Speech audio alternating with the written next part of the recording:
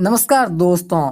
एक इच्छाधारी नाग अपने नागिन के लिए 300 सालों से आज भी जिंदा है और वो इच्छाधारी नाग अपनी नागिन के लिए हमेशा एक पेड़ पर बैठा हुआ इंतजार कर रहा है। लेकिन वीडियो शुरू करें उससे पहले आपसे एक छोटा सा निवेदन कि यदि आपने अभी तक हमारे यूट्यूब चैनल को सब्सक्राइब नहीं किया तो सब्सक्राइब कर दीजिएगा और बेल आइकन को प्रेस करना बिल्कुल मत भूलिएगा। तो दोस्तों, आज तक आपने फिल्मों में या कहानियों में ज़रूर सुना या देखा होगा कि कैसे जब नाग और नागिन में से यदि कोई एक साथीदार उनसे बिछुड़ जाता है तो वे उनकी याद में दिन रात घूमते रहते हैं और कभी कभी तो पागल भी हो जाते हैं। और यदि कोई व्यक्ति नाग या नागिन के जोड़े में से किसी एक को मार दे तो उसका बदला जरूर लेते हैं। और भारत में कई गांव ऐसे हैं जहां पर आज भी ऐसी चमत्कारी घटनाएं घटित होती हैं।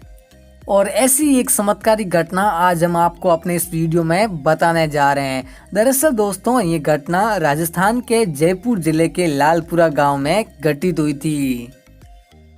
दरअसल दोस्तों, लालपुरा में राजपूत जाति के लोग अधिकतर रहते हैं और ये हमें घटना है वो लालपुरा में रहने वाले एक बुजुर्ग व्यक्ति रमेश जी ने बताई है।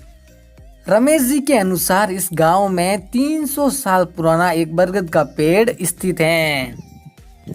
रमेश जी के अनुसार गांव के बुजुर्ग लोग अक्सर कहा करते हैं कि इस जगह पर हजारों साल पुराना एक किला हुआ करता था जो कि वर्तमान में एक खंडर में तब्दील हो चुका है।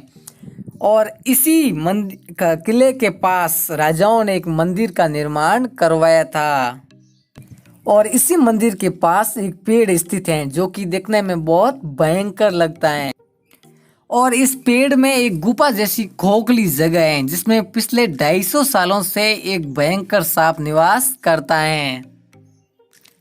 गांव के बुजुर्गों का मानना है कि पिछले 250 सालों से यहाँ पर नाग और नागिन का जोड़ा रहता था, लेकिन एक प्राकृतिक आपदा भूकंप के कारण जब ये चट्टानें गिरने लगी तो उसमें उस नाग की नागिन की मृत्यु हो गई और तभी से वो नाग अपनी नागिन का वहां पर इंतजार कर रहा है।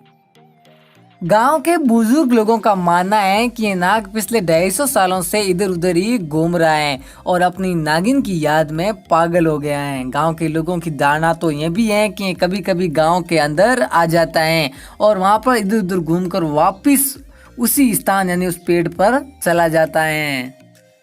गांव के लोगों का मानना है कि जब दोपहर के वक्त ये सांप पेड़ पर सो रहा होता है तब वहां से भयंकर चिल्लाने की आवाजें आती हैं। इसीलिए गांव के लोग रात्रि के वक्त इस पेड़ के पास जाने से भी झिझकते हैं। इस सांप को देखने से एक चीज स्पष्ट हो जाती है कि ये सांप वाकई में 250-300 साल पुराना है, क्योंकि इसके जो बाल है वो भी सफेद आ गए हैं और इस पर भी निशान पड़ चुके हैं। लेकिन आज तक इस इच्छाधारी सांप ने किसी भी व्यक्ति विशेष को कोई प्रकार का नुकसान नहीं पहुंचाया है। दोस्तों, वर्तमान में जहां हम इन चीज़ों को अंधविश्वास के नज़रिए से देखते हैं, लेकिन वर्तमान में भारत में आज भी ऐसी कई घटनाएं घटित होती हैं जिन्हें देखकर हमें ये महसूस भी नहीं होता क्या कि वाकई में ऐसा भी होता है। लेकिन देश में कई जगहों पर ऐसी घटनाएं घटित होती हैं जहां पर नाग या नागिन में से कोई एक साथी जब उनसे बिछुड़ जाता है तो उसकी याद में वो नाग या नागिन कई सालों तक उसका इंतजार करते हैं।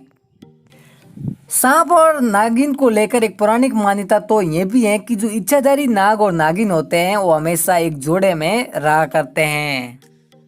इच्छाधारी नाग और नागिन को लेकर प्राचीन रूप से एक धारणा ये भी चलती आ रही है कि यदि इनमें से किसी एक को मार दिया जाए तो नाग या नागिन उस व्यक्ति के 7 जन्म तक उसका पीछा नहीं छोड़ता है। तो हमेशा इस बात का ध्यान रहे कि नाग या नागिन का इच्छाधारी जोड़ा हमें कहीं पर भी मिल जाए तो उन्हें मारना तो दूर, छेड़ना भी बिल्कुल नहीं चाहिए, क्योंकि इसका परिणाम होता है वो बहुत खतरनाक होता है।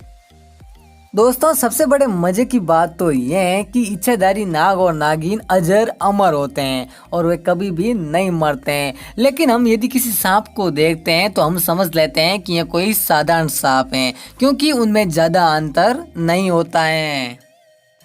तो दोस्तों ये थी आज की हमारी एक सच्ची व चमत्कारी घटना। पसंद आई तो लाइक कीजिए, दोस्तों के साथ शेयर कीजिए, चैनल को सब्सक्राइब और बेल आइकन को प्रेस करना बिल्कुल मत भूलिएगा। मिलते हैं अगले वीडियो में, तब तक के लिए जय हिंद, वंदे मातरम।